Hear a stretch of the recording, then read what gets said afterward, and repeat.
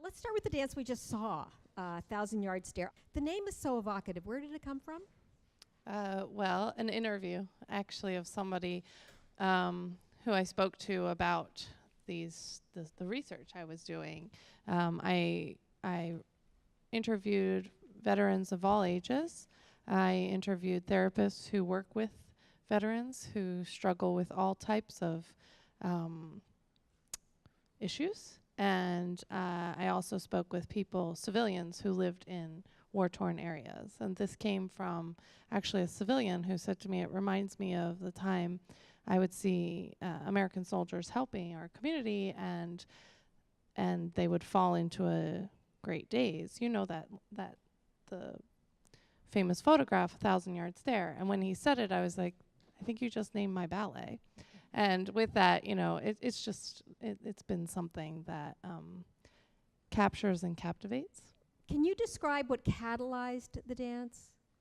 It was someone asking me to take this theme and create a dance. So it was my board president, Jeff Fallon, who is a former Marine, and he wanted to see me take this theme and turn it into a dance, with which I was really resistant to accept the offer, because I thought so many choreographers had created this type of piece, or not this type of piece, but using that theme of war, and I kind of didn't want to exploit it, or I just was very sensitive to the subject. But after a while, I realized I have a most empathetic heart, and I also have a great imagination, and I knew that I would be extremely sensitive and want to incorporate veterans as much as they wanted to be incorporated in my process. And so it was a really genuine experience. As I was communicating with these various people over a period of time, I realized that it's not something we want to always remember and talk about. And so what is not? War, their experience of war.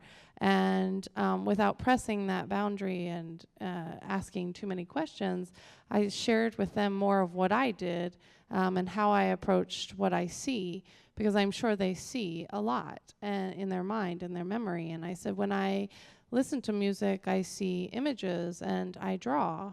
And if I give you the music that I'm thinking of using for this piece, which is Beethoven, Opus 132, the Adagio movement, which Beethoven wrote at a time when he himself thought he was dying. So you hear the hope and the sadness, the combination.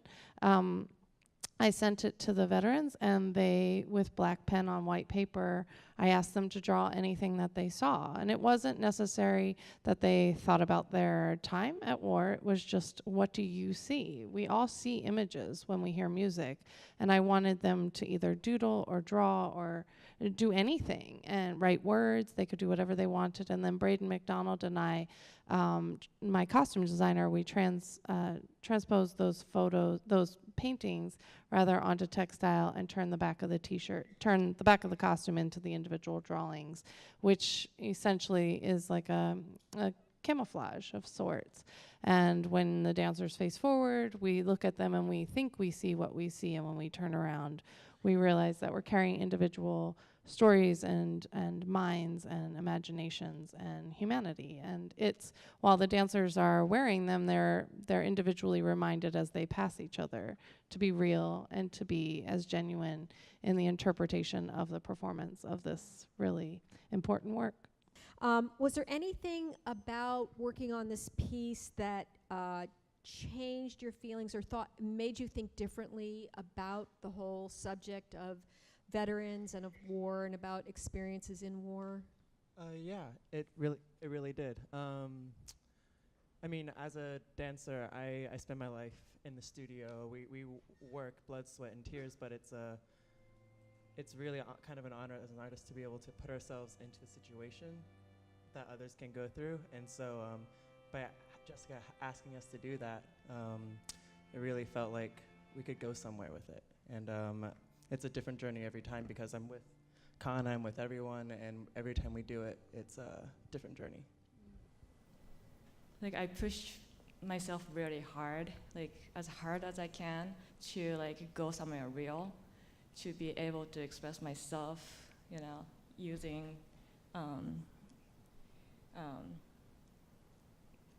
dance phrases, how painful and how truly like heartbreaking it must be to be in war. And you know, I've never compared to what I go through on stage with what they have experienced, but you know, I can't really imitate either, like pretend, you know, on stage. So typically, I come in, I have an idea, I know, I have a plan of some sort. I know that it's going to be the theme of war. I might be contemplating using Beethoven. I might not have decided yet I'm going to use Beethoven, or I might have decided I'm going to, but I'm not going to necessarily reveal that to the dancers, which is exactly what happened. I just kept using other music, and then right at the end I swapped it out. Basically, with Thousand Yard Stare, it was the first time I ever took a really long time to play, and I say really long. In my world, I can create quite quickly, and I'll let you know that I made Glow in the last 2 weeks. That is not something that I've been sitting on for a long time. It's kind of spectacular that's how fast we can produce something. Thousand Yard Stare was made in 3 weeks, which was 15 days of rehearsal, and I didn't create it until maybe the 9th day I started to put it together. We spent the first 9 days of rehearsal playing, trying a new idea of tasks, and the dancers can talk a little bit about that, but I would give them I would write individual actions onto pieces of paper and put them on the floor, and they would go grab randomly. They wouldn't tell each other what their task was, and then they would all take the space at the same time, and they would have to fulfill their task. But some of that task is like carry John to the corner every 30 seconds, but John's task is to cover Kana's eyes the whole time. So somebody, you know, they're constantly working on their task and kind of manipulating each other.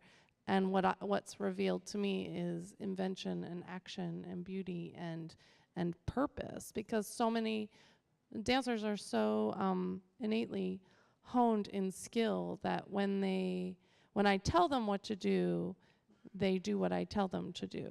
And when I just give them an action, they have to interpret. And it's that sense of me seeing them a little bit more in obviously an improvisational way, but it's also their physicality and their intention informs me and inspires me, so that when I do create movement, it's influenced by that moment of observation.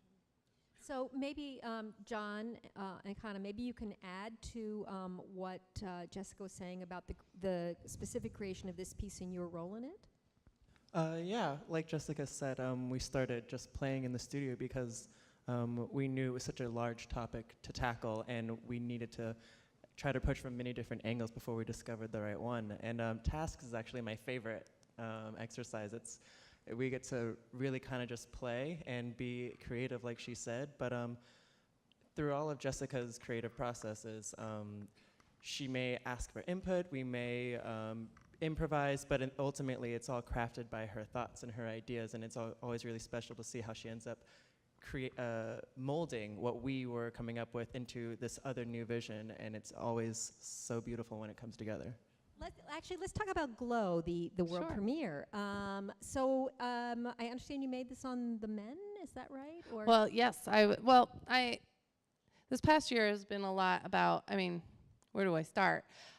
There's just so much conversation about women and female choreographers that there's not enough time, and I have too many words. And so instead of, my thing is always do is the most important action. So I do. I don't analyze. I don't give too much thought about why am I a successful female creating dance right now. I believe I'm talented. I believe I had some luck. I believe I had a lot of opportunity, and I believe I took it seriously. And I never not showed up in the studio. I never not showed up in what I was making, and I was very committed to that. And that's why I think I am where I am. It has nothing to do with me being a woman. maybe somewhere in there, but male, female, we could go on forever. So when I had an opportunity this past year, I had 3 ballet commissions, one from Birmingham Royal, which went a different way, but American Ballet Theatre and Pacific Northwest Ballet, and I was making a new piece for my company, and I sat down with the idea of I wanted to just point to history that women have made great art all along, and so I wanted to honor Georgia O'Keeffe in 2 different ways, one with a ballet on Pacific Northwest Ballet that premiered here last August, Her Door to the Sky, and with that I wanted to make a secondary piece for my company called Her Road, and 2 different pieces of art of Miss O'Keeffe's, and very different end results, but nonetheless the same inspiration. It was her centennial this past March of her first solo exhibition in New York City, which I found that to be really an important mark in visual art. And then for American Ballet Theatre, I used I did a ballet called Her Notes, which uses Fanny Mendelssohn's music, the equally talented, lesser-known sister to Felix Mendelssohn. So I wanted to just push that forward, and with that, I wanted to focus on the women of my company for Her Road, and do something interesting where I focused the creation. I worked with the 4 women, and then I had the 4 men covering. So the men do Her Road as well. And I wanted to see how that felt, and it was my own research and analysis of working within maybe perhaps a more delicate or feminine or like a gentle approach, and then watching men interpret that and how beautiful that can be. And with that, of course, I'm fair, and I wanted to then make a piece for the men and have the women cover the men. And so that's how we ended up with Glow, which has nothing to do with women except it's just for the men. But then what happened this week, and it was supposed to premiere with the men, but it premiered with 4 men and Kana, because one of our male dancers, Mylan Misko, his wife had a baby on Wednesday morning. What day did we open? Wednesday morning. So she went into labor on Tuesday, and we roll with it. So that's why we have an amazing company. And the women were always planned and scheduled to perform it. We perform a lot now, and we're so grateful for that. We just finished a 29-city tour. We're about to go out on another 25-city tour. We need, I want the dancers to feel like they're never stuck in one category. I want them to feel like they can rotate, share, discover, develop, and push each other. And to me, that means it's genderless. Okay, so the question is about the set in lyric pieces, and was it catalytic in the process, and where is this taking you? Yes, well, so back in 2005 was the very first time I ever started to incorporate objects into my work. And then I became quite recognized for that, now even more so. And I also started to want to play with everything. There's so much potential for movement and poetry and sculpture besides the body. How can we change this big giant box that we sit in? And so I have the white skirt piece, The Calling. I had artistic directors requesting me to make new works with the calling, with the skirt. And it just so happened there was an artistic director who requested a new skirt piece, and it was the first time I ever said, no, I don't want to do it. I have other ideas. Please let me, pitch something else to you. And with that, I started to do some research and found I wanted something that was tourable. I'm a big fan of investing in something that can go with us. And as you can see, they can kind of fold down into almost nothing. And I approached the director and I said, I found a new idea. Here's this inventive wall out of a design company. It's interior design, Molo Design out of Vancouver. You can buy them. It's seating. It's flexible space dividers. They come in all kinds of shapes and sizes and colors. They are flame-proof. Anyway, so they're made of paper, and they're magnetic on the ends, so you can kind of design and do so many things. And Stephanie Forsyth and Tom McAllen are the married designers who make this Molo, and actually the artistic director was like, no, never mind, I'll just buy one of your skirt pieces. So then I had this great idea to use these walls, and then Birmingham Royal Ballet commissioned me to make a new piece, and I thought, oh, this is where I can use my walls. And so then I just purchased, I had them purchase a whole bunch of what you saw, and I got it into the studio, and then I thought, well, what can it do? And then I start playing with it. And anytime you see an object in my work, it's in the studio when I make it. It's never something that's added on. I can't create like that. And it is creative, and we're creative, and we play with it when we get it in the space, and we design and find and discover.